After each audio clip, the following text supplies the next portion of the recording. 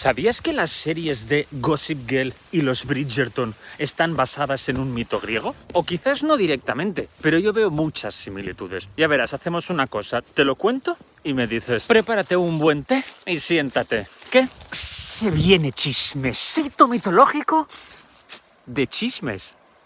En el reino de Lidia gobernaba un rey llamado Tántalo, que se casó con una ninfa de la lluvia llamada Dione, y tuvieron 2 hijos, Pélope y Broteas, y una hija, Níobe. Este rey era poderosísimo y tenía muchas, pero que muchas riquezas. O sea, era una cosa increíble. Y como tal, era uno de los poquísimos mortales que tenían el privilegio de ser invitados al Olimpo. A Zeus de vez en cuando le gustaba organizar estas cenas en las cuales invitaba a mortales como Tántalo, que eran como súper poderosos, pero principalmente para que no se fliparan.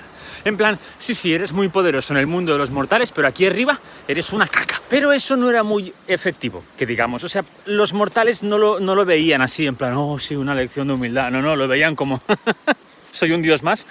Especialmente el rey Tántalo, que aparte de creerse uno más de los dioses del Olimpo, le gustaba mucho el chisme. Tántalo prestaba mucha atención en estas cenas con los dioses, porque después lo soltaba por ahí. Como lo oyes, esta semana Zeus le ha sido infiel a Hera 37 veces. No, pero es que Hera lo sabe, ¿eh? O sea, es muy fuerte. El dios Hades no pisa nunca el Olimpo. No se lleva bien con ninguno. Todos estos chismes se los contaba a gente de su alrededor, a amigos, familiares, y estos después lo pasaban con la firma de XOXO Gossip King. Vale, eso me lo he inventado, pero podría ser. Bueno, el boca a oreja pues hizo que cada vez más y más gente estuviera interesada en estos chismesitos olímpicos de este tal Gossip King o Mr. Whistledown, como lo queráis llamar. Pero claro, al ser anónimo, pues la gente necesitaba saber quién estaba detrás de estos chismesitos olímpicos, quién era esta persona que sabía tantas cosas de los olímpicos y por qué las contaba. ¿Qué pasa? ¿Era un dios resentido? Claro, empezaron a suponer, buah, seguro que es un dios resentido. ¿Puede ser que sea Hades? Porque claro, está en el inframundo. Pero claro, no, ya lo dijo él mismo. Entonces sería raro. Estos rumores siguieron creciendo hasta que llegaron a los oídos del rey Tántalo. Y se lo pensó mucho. No tenía claro si revelar su identidad o no. Claro, si revelaba su identidad podía ser peligroso porque quizás los dioses olímpicos se enfadaban. Pero si no revelaba su identidad, quizás se llevaría el mérito otro. Claro, cualquiera podía imitarlo e inventarse cosas y hablar por él. ¿Cómo iban a saber que esa fuente era la misma o diferente? Claro, era muy orgulloso y necesitaba mucho de la fama. Necesitaba mucho que la gente supiera que era él. Quería sentirse valorado por los demás, aclamado. No solo como rey, que es como que la gente estaba obligada a ello, sino como alguien que había aportado algo, en este caso, entretenimiento. Este sí que era un rey que se preocupaba por el pueblo, hombre. Así que decidió revelar su identidad. Pero para que la gente lo creyera, necesitaba aportar pruebas conforme había estado en el Olimpo y se había enterado de todo.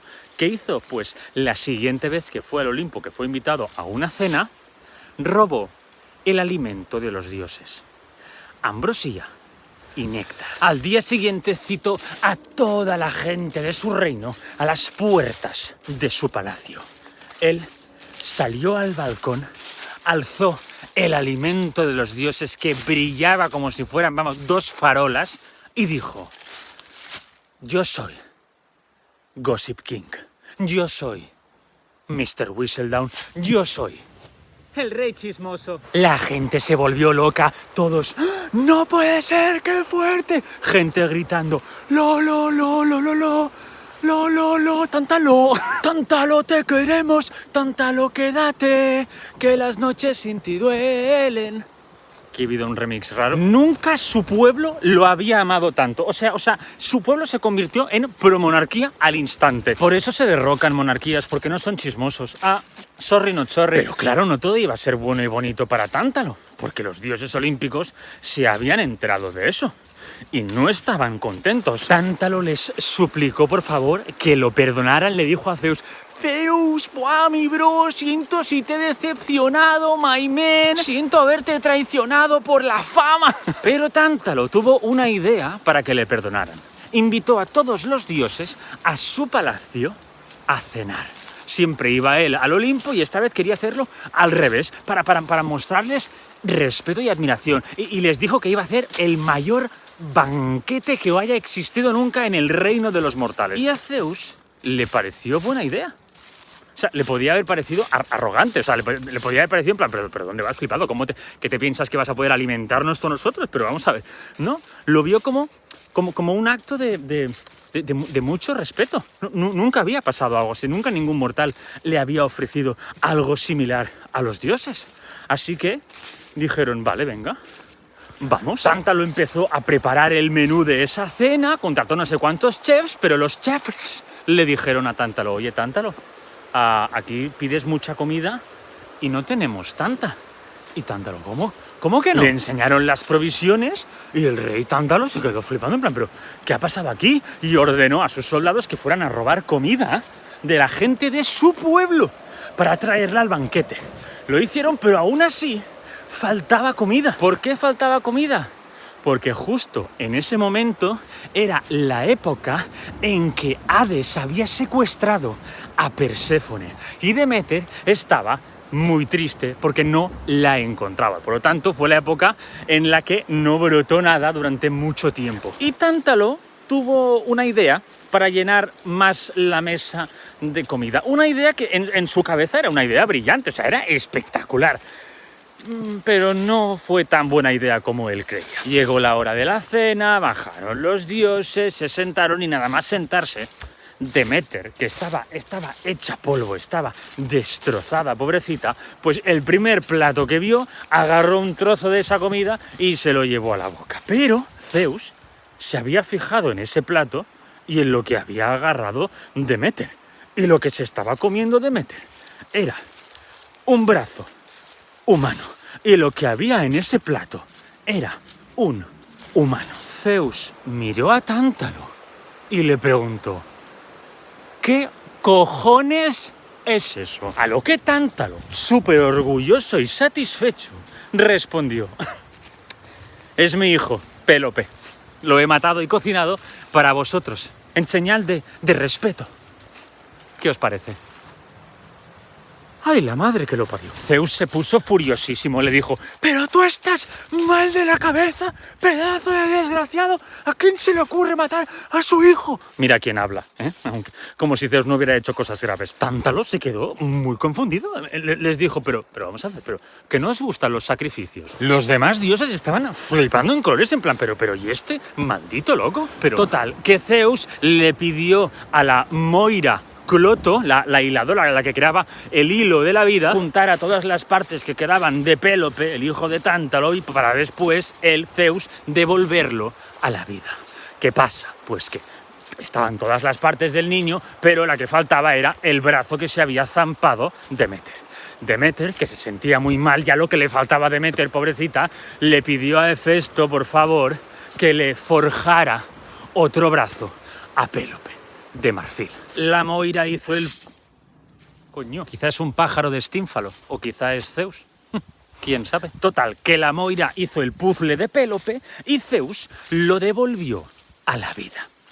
Y Poseidón se enamoró de él. O sea, que tú dices, Poseidón, por favor, no es ni el momento ni el lugar. Pero Poseidón, a su rollo, se enamoró de Pélope y se lo llevó al Olimpo. Y mientras su hijo se iba al Olimpo, el padre, el rey Tántalo, se lo llevaban de cabeza al Tártaro a ser terriblemente castigado, porque pensad que Tántalo había cometido el crimen de revelar secretos de los dioses olímpicos y el crimen de sangre. Había matado a su propio hijo y encima se lo había ofrecido a los dioses. Bueno, gravísimo. El castigo de Tántalo fue increíble. O sea, escuchad, lo pusieron en un lago, ¿vale? Con el nivel del agua que le llegaba hasta la barbilla y encima de su cabeza asomaba unas ramas con unos frutos muy apetitosos que colgaban justo enfrente de sus ojos, aquí, muy cerca suyo. Pero ¿qué pasa? Que cada vez que intentaba morder uno de estos frutos, la rama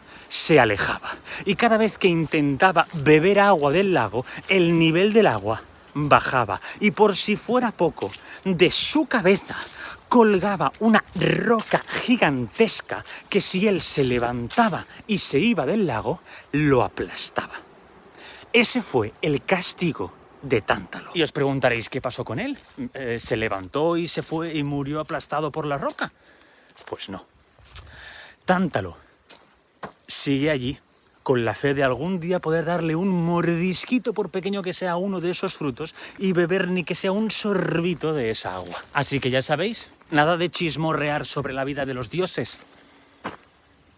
¿Sabías que el primer artista ídolo de masas fue un hijo del dios Poseidón? Ni Elvis Presley, ni los Beatles, ni nada de eso. Se llamaba Arión y era un grandísimo crack. Pero como a todos los artistas, lo intentaron engañar. Prepárate un buen té o brebaje similar y siéntate, que se viene chismecito mitológico de juguete roto. Arión era hijo de Poseidón y una ninfa llamada Oncea. Arión nació en la isla de Lesbos, en una ciudad de por allí, pero ya desde muy pequeñito se fue a vivir a Corinto, ¿vale? Donde había un gobernador tirano que se llamaba Periandro. Poseidón, al igual que Zeus, tenía fama de ser un padre ausente. Y pues eso afectó a Arión, no de manera negativa, sino que en vez de dedicarse a cosas más del agua, del mar, se dedicó a la música. Un día descubrió un instrumento que venía de la lira, era como una variante de la lira, que se llamaba quitara, ¿vale? Que es un antepasado de la guitarra. Por lo tanto, Arión, a muy temprana edad, se convirtió en el pesado de la guitarra. El que se apunta a una cena con amigos y en vez de traer comida, trae la guitarra. Today is gonna be the day that I'm turning back to you. Yo hago la voz de arriba y tú la de abajo, ¿vale? Venga. Let it be, let it be. You know you love me, I know you care. To never, never. No be there. Así siempre. Y claro, al final pues sus amigos lo dejaron de invitar. Oye, ¿cómo que ayer quedasteis para cenar y no me dijisteis nada? A ver, ¿cómo te digo esto, Arión? Estamos hasta los cojones de tu guitarra de mierda y de ti. Así de claro te lo digo. Primero de todo, no es una guitarra, es una quitara. La guitarra aún no se ha inventado, ¿ok? Y segundo, sorry por tener un sueño, ¿vale? Sorry. Así que Arión perdió a sus amigos, pero mantuvo su sueño. Y un día, mientras estaba tocando la guitarra y cantando sus canciones en una esquina de una calle de Corinto, pasó por delante suyo Periandro, el gobernador. It's me. Hi. I'm the problem. It's me. It's me. My mornings are my afternoons. Uy, señor gobernador, disculpe, ¿le he molestado? En absoluto, joven. ¿Cómo te llamas? Mi nombre es Arión, señor gobernador. Llámame Periandro. De acuerdo. Periandro. Tienes mucho talento, joven. ¿Dónde has aprendido a tocar y a cantar así de bien? Se supone que cantaba bien, ¿vale? Y también era muy hermoso. Bueno, la verdad es que lo he aprendido asistiendo a las fiestas que se hacían en honor al dios Dioniso. Arión adoraba más al dios Dioniso que a su propio padre, porque es que en la ciudad de Corinto había mucho fandom de Dioniso, ¿ok? Y entonces Periandro, que aparte de ser gobernador de Corinto, era un businessman, era un señor de negocios, le dijo: únete a mí, querido Arión, y te haré una superestrella. Vale, me gusta, pero en vez de ser una superestrella, ¿no? Una estrella muy grande, ¿puedo ser una constelación? Que me gusta más. Me refería a que te haré muy famoso. ¡Ah! ¡Oh! ¡Cómo mola! ¡Qué guay! ¿Pero podemos mantener lo de la constelación? Ok, vale. Entonces Periandro se convirtió en el manager de Arión. Arión siguió tocando en la calle, pero en sitios y en momentos clave. Porque estaba ahí Periandro en plan, vamos a ponerlo a que cante a tal sitio, a tal hora, porque habrá mucha gente, porque no sé qué. Y de esta manera más gente lo conocía y iba creciendo su fandom. Pero Arión era tan bueno y era tan hermoso que de todas las partes del mundo venían arioners a verlo. O sea, se convirtió en una atracción de Corinto. Y en ese momento fue cuando Periandro dijo: vamos a hacer money. Se organizaba un torneo de artistas musicales en el sur de Italia, un Italia's Got Talent o un X Factor de la época, y Periandro le dijo a Arión que participara y que si ganaba, lo que ganase se lo dividieran en 2 partes iguales.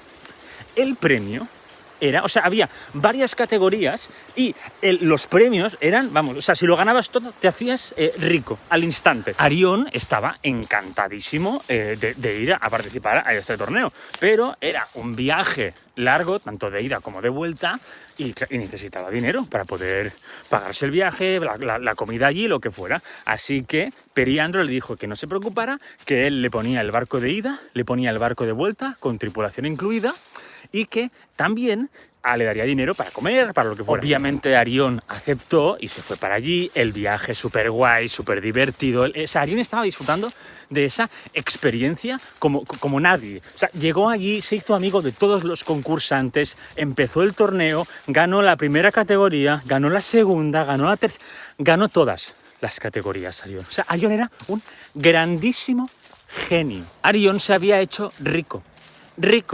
Pero en esa época, claro, no era una época en la que tú ganabas un concurso, un torneo y te ingresaban el dinero en el banco. No, te lo tenías que llevar a cuestas. Pero bueno, pues se pudo ir de la ciudad esta donde había hecho el torneo sin ningún problema, lo subieron a una barquita y que lo iba a llevar hasta el barco que estaba esperándolo en alta mar, que lo iba a llevar hasta Corinto, ¿no? Hasta su casa. Llegó donde estaba el barco y se subió súper contento y feliz porque esperaba encontrarse pues a la tripulación la cual le había acompañado a la ida. Y la cual pues le había deseado como mucha suerte, habían hablado del torneo y tenía muchas ganas de poder decirles que había ganado e incluso repartirles un poco parte de su recompensa, ¿no? De su premio. Pero la tripulación que había en ese barco era otra. Y no eran muy amigables, que digamos. O sea, nada más llegar se encontró con uno que le dijo: ¿tú eres el artista este que tenemos que llevar a Corinto? ¿Eres el artista? Arión, súper decepcionado e incómodo, estaba en plan: sí, soy yo. Ya, capitán, ha llegado el artistillo este, el artistillo ha llegado. A ver cuando la gente trabaja de verdad, coño. ¿Te crees mejor que nosotros por ser artista? No, si no he dicho nada. Sí. El capitán aún no había llegado, pero quien sí llegó fue más gente de la tripulación. Y le empezaron a decir: uy, ¿y eso que llevas ahí? ¿Y eso qué es? ¿Es un cofre? Un cofre lleva aquí el artistillo. Ábrelo, ¿no? A ver qué hay. Aquí Arión se cagó vivo. Empezó a decir: no, es mi ropa. Es mi ropa y mis instrumentos. Es verdad, y llevaba también su guitarra.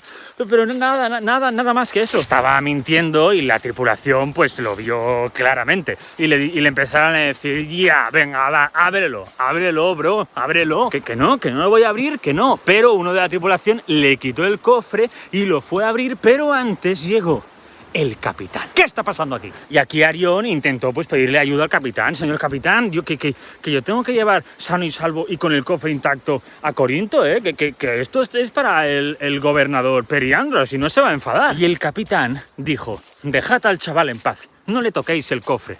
No, mentira. Dijo: cállate, niño tonto, abrid el cofre. Abrieron el cofre. Eso deslumbraba. Toda la tripulación y el capitán se volvieron locos. En plan: ¡ah! Pero esto, vamos, con esto nos retiramos, mi capitán. Pero Arión aquí tuvo un momento de valentía, dejó el miedo a un lado y les dijo: si me robáis, se lo diré a Periandro y él os va a matar. La tripulación se quedó en shock, pero uno de ellos dijo: yo voto por matarlo y decir que ha habido un temporal y lo hemos perdido a él y al cofre. ¿Qué? No, por favor, no. Oh, qué gran idea, muy bien, sí. Y el capitán dio la orden de matarlo. Pero Arión, antes de ser muerto y atravesado por una de esas espadas de esa gente, pidió por favor que se le concediera su última voluntad, que era cantar una canción con su guitarra, y que si no le concedían eso, los dioses podían castigarlos. Al capitán le pareció una tontería de última voluntad y accedió a concedérsela porque acababa de convertirse en un hombre rico y lo que no quería era perderlo por no dejarle tocar una maldita canción, porque tenía mucho miedo de los dioses y los dioses los podían castigar. La última canción que quería tocar Arión no era una canción cualquiera, era una canción en la cual adoraba a su padre, porque tenía un plan. Así que agarró la guitarra y empezó a cantar. Ay, mi papito Poseidón, lo que te quiero yo, te quiero un montón. Ay, mi papito Poseidón. A medida que iba que iba cantando este tremendísimo hit, iba retrocediendo, hasta que en un momento dado se lanzó al mar. Toda la tripulación se miró en plan, ah, mira qué bien, así no tenemos que matarlo, va a morir ahogado, porque se había lanzado en mitad del océano, o eso creían ellos. Arión cayó al mar y se fue hundiendo poco a poco, pero no dejó ni un solo segundo de cantar. Seguía hundiéndose, pero él no perdía la fe, él no perdía la esperanza, él no dejaba de cantar la canción de ay, mi papito Poseidón, lo que te quiero, yo te quiero un montón. Hasta que en un momento dado notó como algo se ponía debajo de sus pies y empezó a subir y emergió a la superficie encima de algo. No sabía lo que era, hasta que pudo agachar la cabeza y vio que iba a lomos de ni más ni menos que un delfín. Su padre Poseidón ordenó, creo que al dios Apolo, que le enviara un delfín para rescatar. Para el dios Apolo, los delfines son sagrados. Más bonito el delfín. Anda que no estáis soñando ahora con que algún día os rescate algún delfín. Pues este delfín no solo rescató a Arión, sino que lo llevó hasta Corinto. Y lo llevó, pero vamos, como una bala, ¿eh? O sea, llegaron rapidísimo. Y claro, nada más llegar, pues Arión ordenó a la gente que estaba ahí en los embarcaderos que alimentara al delfín y que lo trataran muy, muy, muy bien, por supuesto. Y él se fue a hablar con Periandro, el gobernador. Se lo contó todo, bueno, comieron, cenaron, fueron un poco de fiesta, ¿no? Pero claro, Periandro estaba enfadado, pero antes de que llegara la tripulación, pues una fiestecilla podía caer. Total, que al día siguiente, pues el gobernador Periandro quería ver al delfín, quería conocerlo. ¿Y qué pasó? Que cuando llegaron al embarcadero donde estaba el delfín, vieron que el delfín, pobrecito, había estado todo ese tiempo en la superficie. Los que se habían hecho cargo del delfín para alimentarlo, lo sacaron del agua y no lo volvieron a poner, ni lo fueron mojando, ni nada. Malditos tontos del culo. Y cuando Arión y Periandro llegaron, ya era demasiado tarde. El delfín había muerto. Arión se quedó devastado. O sea, obviamente le dio más pena la muerte del delfín que le había rescatado que no que le hubiesen robado el cofre. Pero Periandro, como buen manager que era de Arión, ordenó que construyeran un monumento al delfín. Pero rapidito, que lo construyeran rapidito, que Arión y Periandro tenían una performance que hacer. El monumento, que era un altar y arriba pues la escultura del delfín, preciosa por cierto, fue construida justo a tiempo, porque nada más acabarla llegó el barco con la tripulación. El gobernador Periandro los recibió haciéndose el loco, obviamente, en plan, ¡qué bien que estéis aquí! ¿Dónde está mi querido Arión? ¿Dónde está? Y la tripulación en plan, lo sentimos mucho, gobernador, pero Arión se cayó por la borda. Y Periandro, ¡no! ¿Qué me dices? ¿Y lo pudisteis rescatar? ¿Qué va, gobernador? ¿Qué va? Lo siento, tío. Y Periandro, qué fuerte, qué pena. Bueno, el cofre supongo que no cayó, ¿no? Y dijeron, el cofre también cayó, es que iba todo junto, no se desenganchó de él en ningún momento, muy duro, muy duro. Y entonces apareció el capitán por ahí y le empezó a repetir pues lo mismo al gobernador. Y el gobernador les dijo, ajá, bueno, seguid contándome, por favor, mientras me seguís. Y bueno, empezaron a caminar y el capitán, buah, es que fue muy fuerte porque es que hubo un temporal increíble y Arión pues estaba justo allí y que claro, que, al no ser marinero pues no sabía dónde ponerse, se cayó una tragedia y mientras seguían hablando llegaron al monumento del delfín. Y en un momento dado, un sonido de kitara interrumpió al capitán y toda la tripulación se giró hacia el monumento del delfín. Y de detrás del delfín apareció ni más ni menos que Arión con la kitara cantándoles. Sois unos mentirosos, trozos de mierda, cabrones. Toda la tripulación empezó a gritar de pánico. Pensaban que estaban viendo un fantasma, el mismísimo capitán también. ¿Pero qué? No, por favor, no. Y Periandro, ¡matadlos a todos! Y todos sus soldados empezaron a cargarse a toda la tripulación y al capitán que habían intentado matar. Arión después de esto ya no volvió a ser el mismo artista, pero al menos al final de su vida fue alzado junto al delfín al cielo como constelación, tal y como su manager, el gobernador Periandro, le había prometido. Así que ya sabéis, cuidemos a los delfines. Que los delfines, en su momento, cuidaron de nosotros. ¿Qué harías si en mitad de la noche se te presentaran dos hombres en la puerta de tu casa pidiéndote comida, bebida y un sitio para dormir? Lo más seguro es que te pienses que te van a robar o que te van a hacer daño y los mandas a la mierda o los ignoras o directamente llamas a la policía. Pero ¿cómo se te queda el cuerpo si te dijera que hacer esto, no ayudarles, es un crimen divino? O al menos lo es para los dioses griegos. En la mitología griega hay un concepto que es xenia, que significa, más o menos, hospitalidad. Si tú infringías la xenia, te metías en un lío bastante gordo con los diositos. Si alguien te pedía algo de comer o un sitio en el que dormir, tú debías ayudarlo. Pero si tú ofrecías hospitalidad, el huésped no debía abusar de esta. O sea, que también tenía que comportarse. O sea, que no había tanto miedo a que te hiciera daño porque sería tremendamente castigado. Hay muchos mitos griegos en los que aparecen personas que han sido castigadas por infringir la xenia. Pero hay un mito muy cute que aún no os he contado. Así que prepárense un buen té o brebaje similar y siéntense, que se viene chismecito mitológico de amor duradero. Filemón y Baucis eran dos viejitos, eran un señor mayor y una señora mayor, muy adorables, que llevaban juntos desde muy jóvenes y que vivían en el reino de Frigia, en una ciudad de por allí. Vivían en una casita de piedra pequeñísima, o sea, tenían cocina, comedor y habitación todo junto y un baño aparte, ¿vale? O sea, en esa época vivir en un sitio así era algo pues muy pequeño, o sea, era muy complicado vivir allí. Ahora pues casas así se alquilan por 3.500 euros al mes, me cago en todo. Eran pobres, siempre habían sido pobres, habían tenido épocas en las que lo habían pasado muy mal, que habían estado días sin comer, pero desde hacía unos años pues tenían, es que lo justo, no más que lo justo. Tenían un huertecito allí con 4 tomates, 3 lechugas y una coliflor. También tenían una cabra pobrecita que la exprimían para sacarle la poca leche que le quedaba ya.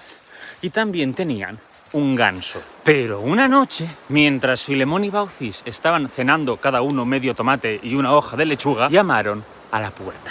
¡Filemón! ¿Quién debe ser a estas horas? ¿Y yo qué coño sé? ¿Vaya a saber yo quién es o qué? ¿Qué te piensas, que tengo poderes? ¿Eh? ¿Serás estúpido? Pues ahora te levantas tú a abrir, idiota. Yo es que me cago en toda mi vida. Ni cenar tranquilo puedo ya. Filemón se levantó, se dirigió hacia la puerta y la abrió. De pie, parados justo enfrente de la casa de Filemón y Baucis, habían un hombre adulto muy barbudo y un chaval que tendría unos 20 años al lado, con un bastón. ¿Quién es Filemón? No lo sé, aún no se lo he preguntado. ¿Quiénes sois, amables caballeros? Y el señor adulto dijo: mi nombre es Astrapo y este es mi hijo, Arguro. Filemón se quedó así en plan: ¿de verdad se ha tenido que pensar sus nombres? Filemón, pregúntales en qué les podemos ayudar. A eso iba, Baucis, es que no me das tiempo.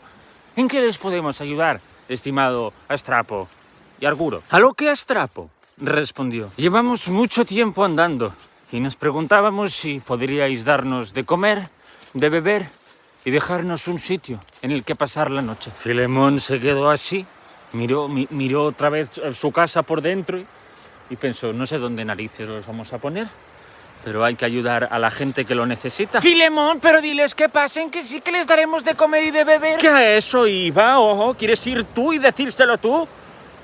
Adelante, por favor, por supuesto. Astrapo y Arguro entraron dentro de casa, pero Arguro iba, vamos, como si fuera su casa. ¿Cómo mola, no, este sitio? Padre e hijo se sentaron, pero el hijo, Arguro, empezó a decir: ¿qué hay para comer? Tengo hambre y tengo sed. ¿Qué hay para beber? Filemón y Baucis se quedaron así en plan: joder, con el chaval. Ahora vamos. Pero Astrapo dijo: perdonad a mi hijo, está en esa edad y aparte tiene hambre y sed. Claro, Baucis les dijo: disculpadme, señores, pero no tenemos mucho. solo les podemos ofrecer alguna hortaliza, pan si quieren, y vino.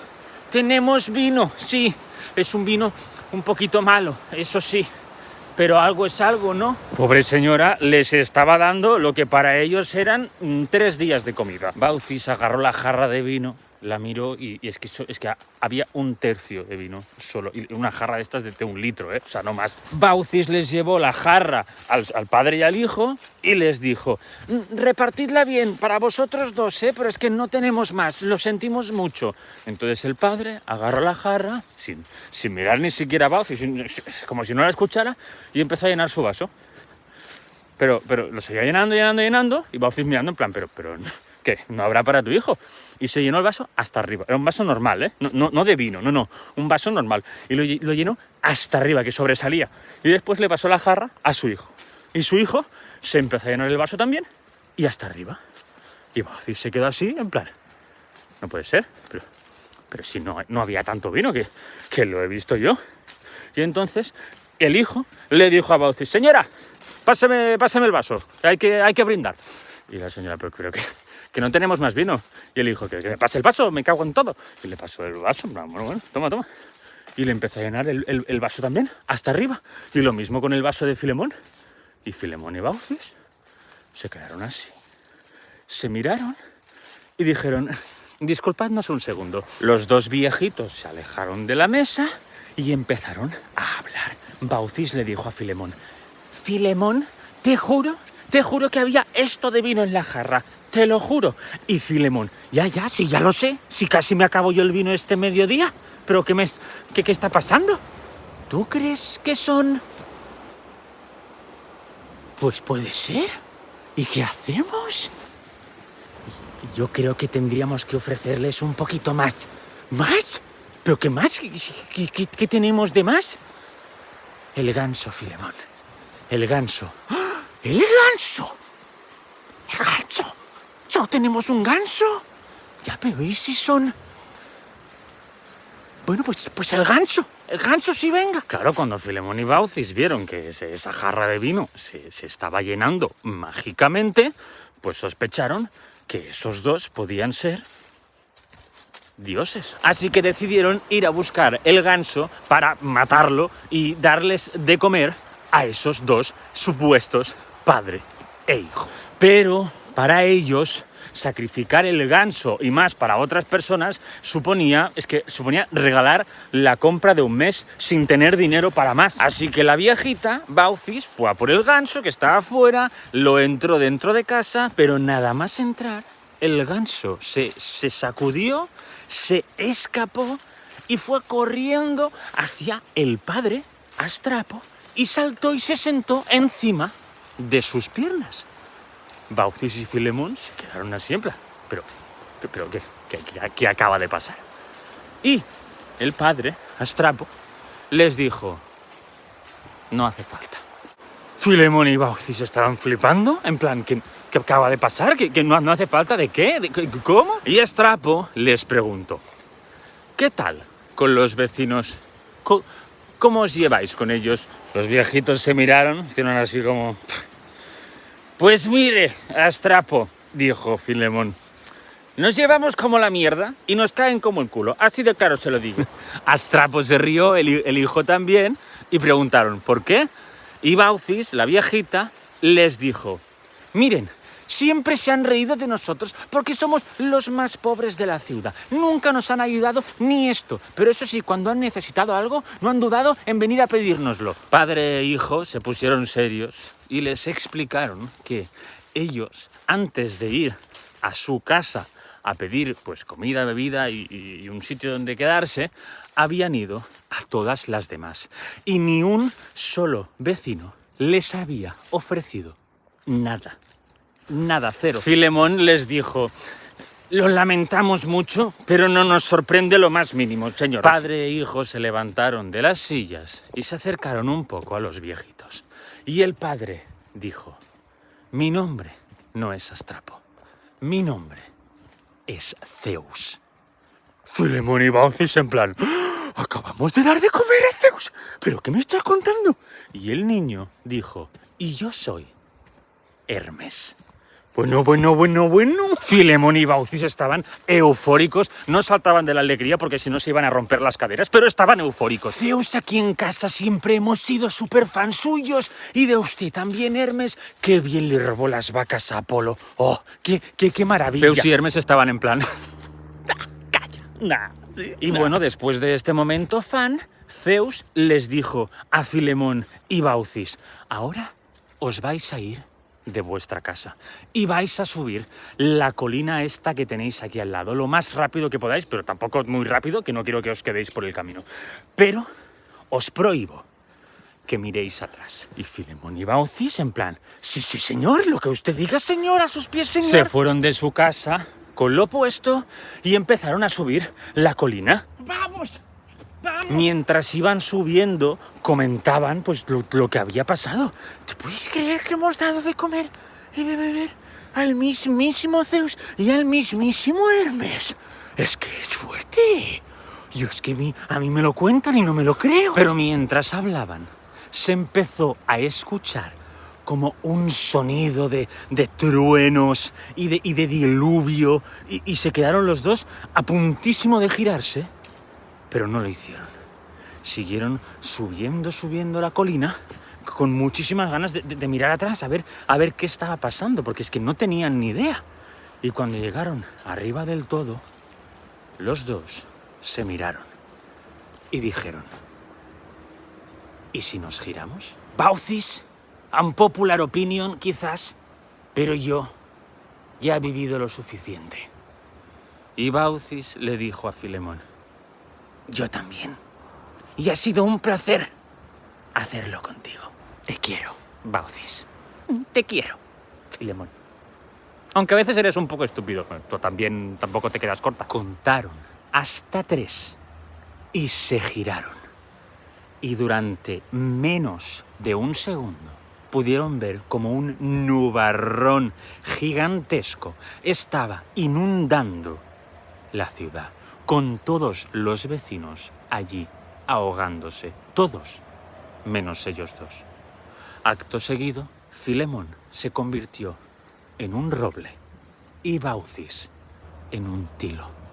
Un roble y un tilo que quedaron unidos, abrazados. Y su casa se convirtió en un templo de Zeus. También se dice que Filemón y Baucis no se quedaron ahí clavados en la colina, sino que se convirtieron como en los protectores de ese templo. Y al final sí que se convirtieron en un roble y un tilo unidos como protectores del templo, justo ahí enfrente. Y esta es la historia de Filemón y Baucis, dos viejitos muy pobres que no dudaron ni un segundo en ofrecer ayuda a dos personas que parecía que la necesitaban. De hecho, esta historia se usaba para justificar aún más el hecho de ser hospitalario, porque decían: cuidado con negarle ayuda, alimento, bebida a quien te la está pidiendo, porque quizás puede ser algún dios y te está poniendo a prueba. Y si no se la das, pues acabarás como los vecinos de Filemón y Baucis. Aunque también hay que tener en cuenta el hecho de que Zeus se disfrazaba de otros seres y otras personas para abusar de su poder y hacer daño. O sea, que tú igual estabas siendo hospitalario con alguien y resultaba que era Zeus, y en vez de ponerte a prueba lo que estaba intentando era joderte la vida. O sea, que los dioses te podían joder tanto de una manera como de otra. Las cosas como son. ¿Sabías que hubo un mortal que intentó ligar con la diosa Hera, la esposa del dios Zeus? Pero es que ¿a quién se le ocurre? En fin, prepárate un buen té o brebaje similar y siéntate, que se viene chismecito mitológico de castigos. Había un rey de Tesalia que se llamaba Ixión, y como todo rey, pues necesitaba una reina. Este rey se lo tenía muy creído, pero muy creído. O sea, para todo, no solo a nivel físico, sino también a nivel económico. Se pensaba que era el único rey que estaba forrado de oro y plata y cosas bonitas, y no. Y llevaba bastante tiempo ya, pues, en busca de su reina, ¿no? De su futura mujer. pero no había manera. O sea, no encontraba a nadie que le gustara lo suficiente o que tuviera, pues, su padre tuviera suficiente territorio o suficiente dinero y oro o lo que sea. Pero todas las princesas con las que se reunía para conocerlas y saber si eran las indicadas o no, todas estas mostraban interés hacia él, pero no porque ellas lo consideraban la persona indicada, en plan, buah, es que me encanta tu personalidad, la manera de ver la vida, tu físico. No, era porque les interesaba, pues, ser reinas de Tesalia y tener, pues, la plata y el oro que tenía, pues, este señor. Y ya está. Pero es que el rey Ixión, es que le quitabas la corona y es que era un árbol. No, un árbol no, pobre árbol, guapo, te quiero. Le quitabas la corona y era un kiwi. Un kiwi sí. A mí los kiwis no me gustan, lo siento. ¿Verdad que tú no te casarías con un kiwi? Pues eso. Total, que el rey este, pues, siguió buscando, hasta que encontró una princesa que se llamaba Día. Y que esta princesa no estaba nada interesada en casarse con él. Pero, vaya por Dios, el rey Ixión sí que quería casarse con ella. Aparte de que porque la princesa Día era muy agradable, muy simpática y hermosa, Ixión quería casarse con ella porque ella no quería. O sea, entendedme, Ixión lo veía todo como un reto. Si lo tenía complicado, decía, buah, lo quiero. Pero a quien tenía que convencer Ixión para casarse con ella no era a ella, era a su padre, porque en esa época funcionaban así las cosas. Entre reyes lo que hacían era, me caso con tu hija y a cambio, pues, o formamos una alianza, o me das tal territorio, o compartimos no sé qué. Era un intercambio de bienes y propiedades. El rey veía a su hija como una propiedad, pero lo que se hacía mucho, concretamente, era directamente pagar dinero. Y el padre de la princesa Día, que se llamaba, el rey este se llamaba Deioneo, llegó a un acuerdo con Ixión a entregarle a su hija para que se casara con él a cambio de dinero, mucho dinero. Ixión aceptó pagarle esa cantidad de dinero, que era muy grande, pero pasó el tiempo y Ixión aún no había pagado. Ya se había casado con la princesa Día y todo, pero no había pagado. Decía, sí, ya te pagaré, ya, claro que sí. Recuérdamelo dentro de un mes, claro, sí, no te preocupes que yo te pago. ¿Pero por qué no pagabas? Preguntaréis. ¿Por qué? Porque no tenía dinero, era un mentiroso, estaba endeudado. No pagaba porque no le salía de las narices. O sea, él consideraba que no tenía por qué pagarle a nadie para casarse con su hija. O sea, él consideraba que quien tenía suerte eran ellos, de poder unirse a él, y no al revés. Y claro, el rey Deioneo, el padre de la ya reina Día, pues insistió y no le pagaba. Y al final se enteró de que es que Ixión no tenía ninguna intención de pagarle. Y dijo, pero ¿quién se piensa que es? Me cago en todo yo ya. Y envió a unos soldados a que secuestraran unas yeguas muy preciadas que tenía Ixión. Estos soldados fueron por la noche, se llevaron todas esas yeguas, las llevaron al reino del rey Deioneo y Ixión, cuando se enteró, se pilló un rebote, pero un rebote. Deioneo le había dejado una cartita en plan, uy, creo que me he llevado sin querer tus yeguas. Ups. Mira, hacemos una cosa, te las devuelvo cuando me pagues, ¿vale? Venga, ok. Ixión quería reventar a su suegro, pero se tuvo que tragar su orgullo, que era mucho, era en plan, cuidado, no te atragantes, y para hacer las paces y pagarle, invitó a su suegro, el rey Deioneo, a cenar a su palacio, a Tesalia. Llegó la noche de la cena esta familiar y bueno, cuando llegó el rey Deioneo, Ixión lo estaba esperando pues a las puertas del palacio y le dijo que antes de ir a cenar pues quería dar una vuelta con él y charlar, ¿no? Hablar un poquito y solucionar pues el conflicto que había, ¿no? Aliviar un poquito las tensiones. Deioneo dijo que ok, sí, sin ningún problema. Y bueno, empezaron a caminar por alrededor del palacio y Ixión pues le iba explicando, mira, aquí está no sé qué, esto es una cabaña que tenemos aquí hay una escultura de no sé cuántos, ¿no? Le iba haciendo como un pequeño tour. Y Deioneo en un momento dado le dijo, sí, muy bonito todo, pero vamos a hablar del tema. Págame. Y Ixión le dijo, ¿te gusta ir al grano, No. ¿Cómo que no? ¿Cómo que no me vas a pagar? Teníamos un trato. Ya, Dioneo, ya. Sí, teníamos un trato, pero es que a mí el trato me la suda un rato. ¿Me explico? Pues no te voy a devolver tus malditas yeguas. Te has quedado sin yeguas. Ixion sonrió y le dijo, eso ya lo veremos. Y le hizo así con la cabeza, señalándole algo que había detrás. Dioneo se giró y justo detrás suyo había un foso enorme y muy profundo con llamas abajo. Cuando Dioneo se volvió a girar a Ixion, Ixion le dijo, esto es Tesalia. Uy. Y lo mandó a la mierda, o sea, al foso este, y murió. Se cargó al suegro. Madre mía, Ixion, maldito estúpido. Cuando se enteraron los vecinos de los reinos colindantes, decidieron expulsarlo, echarlo de su reino. O sea, es que lo echaron. Más que nada porque a Ixion se le venía castigo potente, porque había cometido un crimen de sangre. Había matado a un familiar, su suegro, porque ya estaba casado con su hija. Y las serinias iban a ir a por él. Y los vecinos no querían que les molestara a ellos, porque no tenían culpa de nada ellos. Pero Ixion se lo seguía teniendo tan creído que le pidió ayuda a Zeus. Le suplicó, por favor, que lo perdonara. O sea, ¿en qué cabeza cabe que Zeus te va a perdonar a ti, mortal insignificante, por haber cometido un crimen de sangre? Pues sí, lo perdonó. Sí. Zeus estaba, pues ese día estaba de buen humor, no sé, había bebido más néctar de lo debido o lo que fuera, y aceptó su perdón. Y no solo eso, sino que lo invitó a comer al Olimpo. Ixion era muy flipado, pero tampoco tanto como para pensar que eso era normal. Porque no era normal que Zeus lo hubiese perdonado y lo hubiese invitado a comer. Es que cuando llegó allí, después de decirle, ¡buah, Zeus! ¡Soy súper fan tuyo! Le dijo, oye, ¿por qué me has...? ¿Qué hago aquí? Entonces Zeus le dijo, es que normalmente los dioses somos muy contundentes con los mortales y a veces hay que explicar también que nosotros llegamos a cometer crímenes similares a los vuestros y no nos pasa nada, porque somos dioses todopoderosos y simplemente pues contigo he mostrado pues cierta empatía.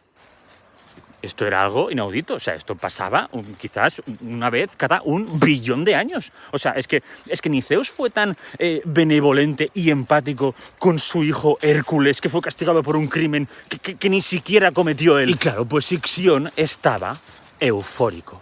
Se pasó en la comida, se la pasó bebiendo como un desgraciado, pero bebiendo néctar, ambrosía, o sea, bueno, se puso borrachísimo. Y claro, Ixion, pues en ese momento llegó a pensarse que era un dios más. O sea, estaba literalmente bebiendo y comiendo lo que quería, rodeado de dioses y diosas. Ixion ya era un flipado. ¿Cómo no se lo va a creer más aún? Pero es que la cosa no acaba aquí. Estaba sentado al lado de la diosa Hera. Y no se le ocurrió otra cosa que tirarle ficha. Le dijo que era muy hermosa, muy inteligente, que le parecía muy mal todo lo que le estaba haciendo Zeus. Incluso llegó a tocarla. Pero Hera no le dijo nada. O sea, se quedó estática, como si fuera una piedra. Pero Ixion siguió, Siguió. Y cuando acabó la comida, que se despidió de todos y ya pues se fue para abajo, Hera le dijo a Zeus lo que había pasado. Zeus se enfadó. Bueno, o sea, se puso hecho una fiera. Pero, aún así, no se acabó de creer del todo lo que le había dicho Hera.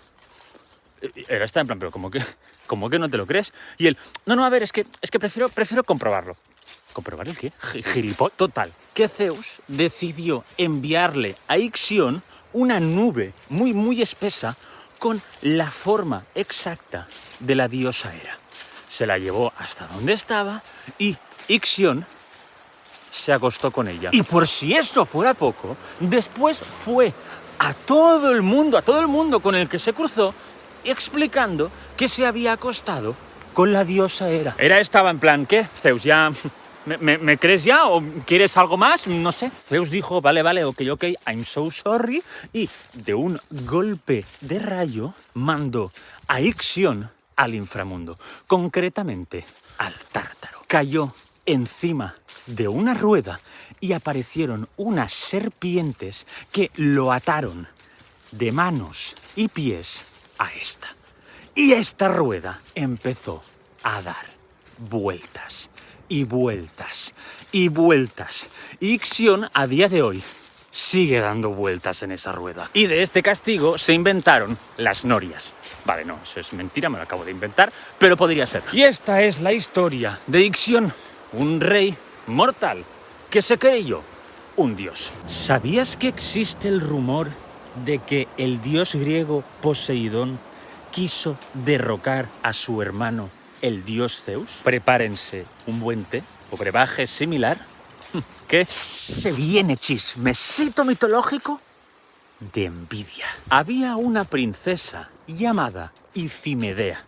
Era hija de un rey de Tesalia. Tesalia tuvo muchísimos reyes. Este rey se llamaba Tríopas y, como todos los reyes, sobre todo en esa época, decidía con quién se iba a casar su hija. El rey Tríopas estuvo mucho tiempo buscándole pretendientes a su hija, pero no había ninguno que le convenciera a él. A la princesa sí, pero a él pues no. Así que decidió prometer a su hija con su hermano, Aloeo. Pobrecita, se tuvo que casar con su tío. Y, para sorpresa de nadie, pues no era feliz. Ella soñaba con poder librarse de su tío, poder romper ese matrimonio, pero no podía hacerlo, no podía lograrlo.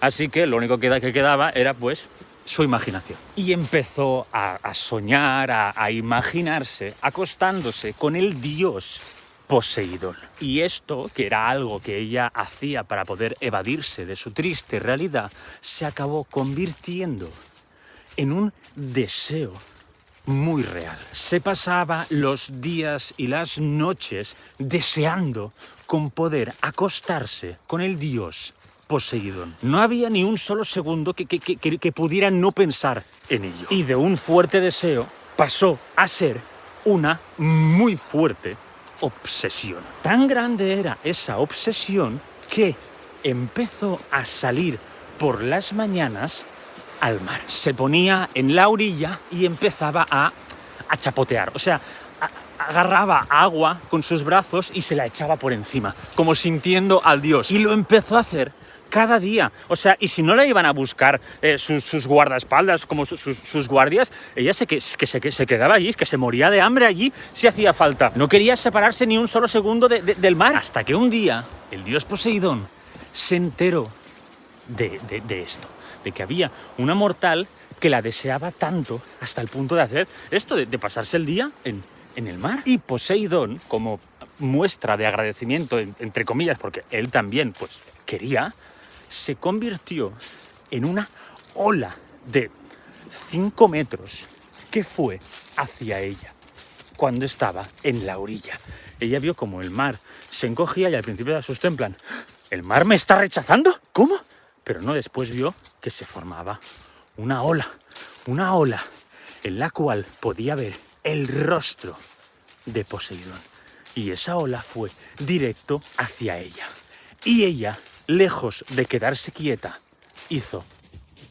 Mira, no se partió el cuello del impacto porque Dios no quiso, nunca mejor dicho. Y de ese encuentro breve pero placentero, según Ifimedea, esta se quedó embarazada. Pero nadie sabía que estaba embarazada de Poseidón. Se lo guardó para ella, y todo el mundo pues se pensaba que estaba embarazada de su marido, Aloeo. Aloeo estaba muy contento del embarazo de Ifimedea y también estaba muy sorprendido porque es que no tenían muchos encuentros ellos dos, por no decir ninguno, pero estaba más contento que sorprendido. Así que lo dejó pasar. Y pasaron los meses y Ifimedea dio a luz no a uno, sino a 2 hijos gemelos. Se llamaron Oto y Efialtes y eran enormes, pero enormes de que con 5 años, ¿vale? Ya podían ser jugadores profesionales de la NBA. Eran altísimos y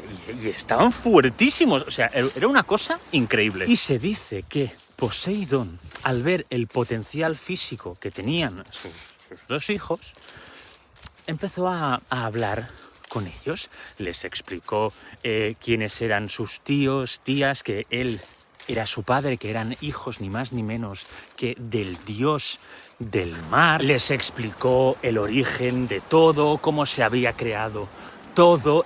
Y ellos dos estaban encantadísimos, se sentían súper especiales. Hasta que un día Poseidón les empezó a inculcar la idea de que Zeus, su tío Zeus, no era merecedor del trono del Olimpo y que ellos dos podían ser más fuertes y poderosos que él. Así que los gemelos fueron creciendo con la idea esta que les había inculcado Poseidón y también fueron creciendo físicamente. O sea, que el padre, no padre, Aloeo, que creía que era el padre, pero no era el padre, estaba muy sorprendido por el tamaño que estaban cogiendo sus 2 supuestos hijos. Pero volvía a estar más contento que sorprendido. No sabía yo que podía hacer hijos de 7 metros, ¿eh? ¡Qué fuerte! Cierto, a los gemelos estos, al ser hijos de Aloeo, pues lo llamaban los Aloadas. Poseidón no dejó de visitar a sus 2 hijos y de explicarles cómo funcionaba todo, cómo debían entrenar para hacerse más fuertes, cómo debían practicar para poder ser gobernadores, ¿no? Para poder ordenar bien las cosas, la gente, la comida, todo. Los estaba convirtiendo en líderes. Y cuando estaban llegando ya a la mayoría de edad, y casi aún les quedaba, pero casi a su máximo tamaño físico, les explicó un plan para poder derrocar a Zeus. Les dijo que alzaran el monte Osa, un monte que se llamaba Osa, y lo colocaran encima del monte Olimpo, y que después agarraran otro monte llamado Pilos y que lo colocaran encima del monte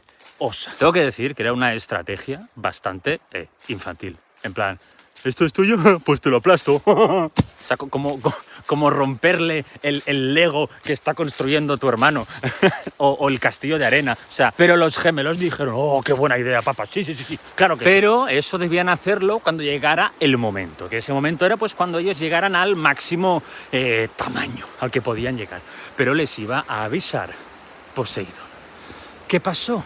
Que bueno, ellos mientras tanto pues seguían practicando, seguían entrenando. Aparte habían hecho una cosecha muy grande para practicar todo el tema de la agricultura, todo. Pero un día el dios Ares, el dios de la guerra, un día que estaba aburrido, decidió buscar violencia, buscar pelea, y se empezó a pasear por el mundo así. Andó y andó, pero no se encontraba a nadie que pudiera ser pues un oponente digno al que enfrentarse. Hasta que en un momento dado llegó a la cosecha de los 2 gemelos. El dios Ares los vio a lo lejos y pensó, esto sí que es un buen reto para mí, claro que sí. Y les dijo, ¿es vuestra esta cosecha? ¿Esto es vuestro? ¿Sí? Los gemelos se quedaron flipando y, vamos, se volvieron locos, ¿vale? Y lejos de sentirse intimidados por el dios de la guerra, fueron a por él. Y lo machacaron. El dios Ares no se lo esperaba, o sea, se defendió un rato, pero al final acabó hecho una mierda. Estos 2 gemelos, hijos de Poseidón, eran mucho más fuertes de lo que incluso ellos mismos se pensaban. Ares se quedó flipando porque Ares no sabía que eran hijos de Poseidón, pero igualmente, o sea, no se esperaba esa tremenda fuerza. No os confundáis, Ares no murió ni mucho menos, es inmortal. Lo que pasó es que los gemelos lo capturaron y lo encadenaron dentro de una vasija de bronce. Y estuvo ahí encadenado durante 13 meses. Claro, después de lograr eso, Oto y Efialtes se sintieron, poderosísimos. O sea, se vinieron arribísima y empezaron a planear más cosas antes de cargarse el Olimpo. Llegaron a hablar de secuestrar a la diosa Artemisa y a la diosa Hera para convertirlas en sus esposas. Pero esto llegó a los oídos de los olímpicos. Porque, claro, al haber desaparecido el dios Ares de un día para otro, vale que a veces se iba a buscar pelea y eso, pero siempre daba señales de vida, ¿no? Pues los dioses y diosas empezaron a investigar a ver qué podía haber pasado y descubrieron que estaba secuestrado por estos dos gemelos. Y allí escucharon lo que estaban planeando y también escucharon que planeaban acabar con el Olimpo poniendo el monte Osa y el monte Pilo uno encima del otro. Pero enseguida se dieron cuenta de que eran unos novatos. A todo esto, Poseidón hacía como que no sabía nada. En plan, oh, se han hecho, oh, ¿y estos? Ah, qué fuerte. Y la diosa Artemisa tuvo una idea. Fue hasta donde estaban los gemelos y se presentó delante de ellos. Y les dijo que ella quería acostarse con Otus. Y Otus, que estaba encantadísimo de la vida, dijo, sí, claro, fantástico. Pero Efialtes se puso celoso. Oye, Otus, ¿y yo qué? Y Otus en plan, bueno, tú con Hera, ya vendrá. ¿Cómo que ya vendrá?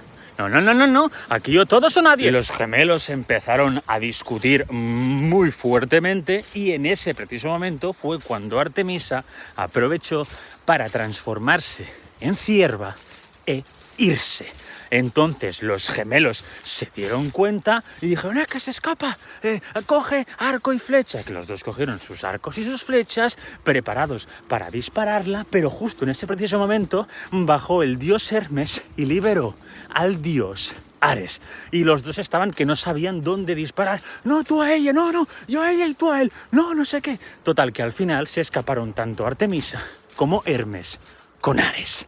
Y los dos gemelos empezaron a discutir aún más y acabaron disparándose flechas. Los dos murieron a manos del otro. Y Poseidón así. Le importaba un pimiento que sus dos hijos hubieran muerto por su culpa. Pero la pregunta es, ¿nadie se enteró de que Poseidón había organizado todo eso?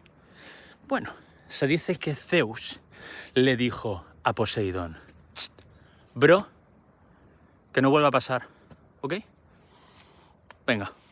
Obviamente los gemelos fueron castigados en el Tártaro y se dice que los ataron en columnas, uno en cada una, con serpientes como cuerda. Si es que intentar derrocar a Zeus es que es mala idea.